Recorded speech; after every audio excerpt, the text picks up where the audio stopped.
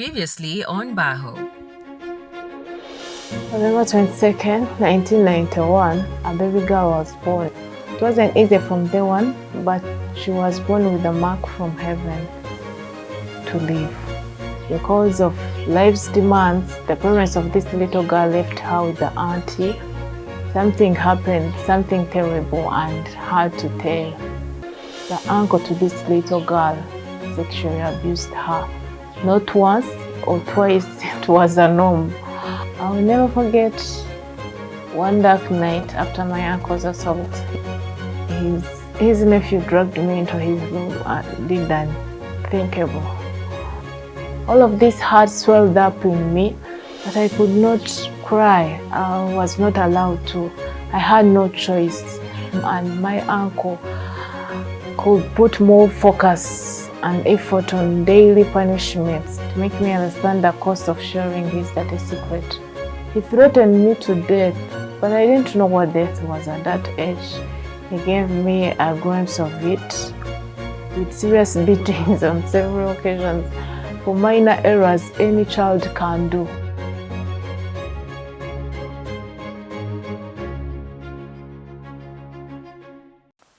After the ordeal with my uncle, even after many years, the flashbacks were so real in my head I could literally feel him around and smell his breath, but couldn't push him off, only to kick, beat, quarrel within and feel better.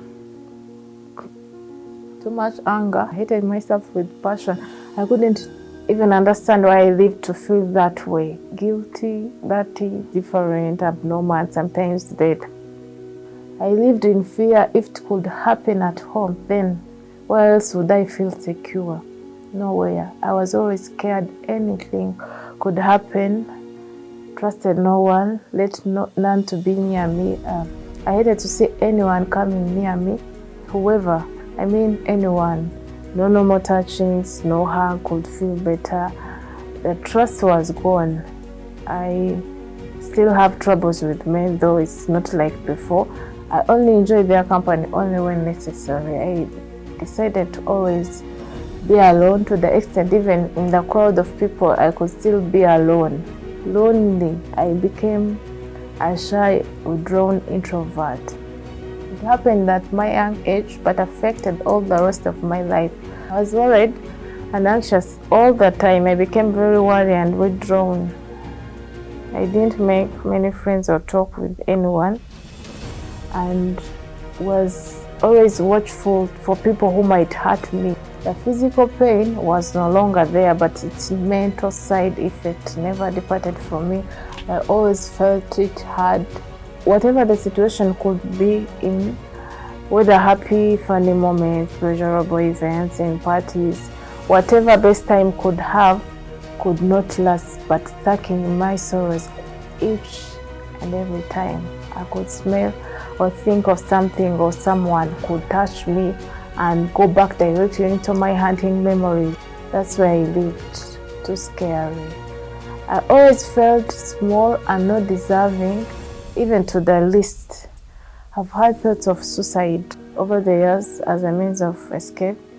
More than once, I felt dead.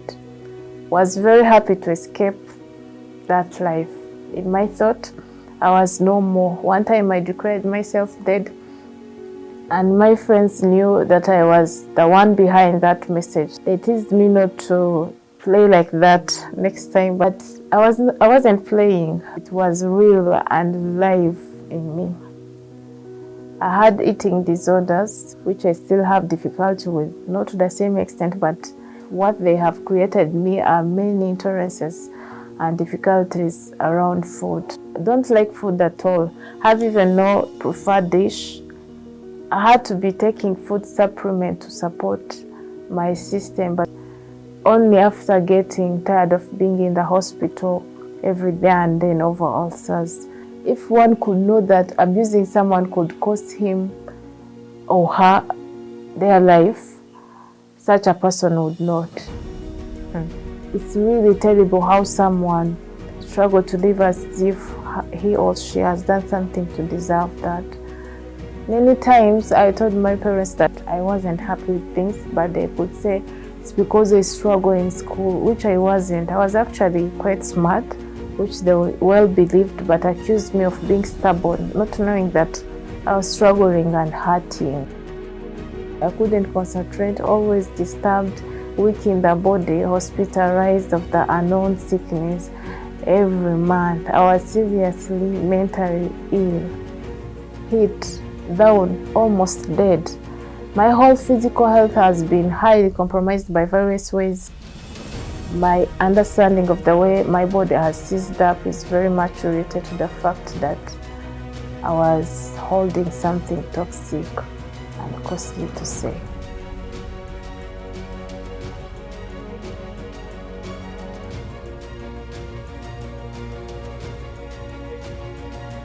Follow us on our social media platforms and watch out for more on our next episode.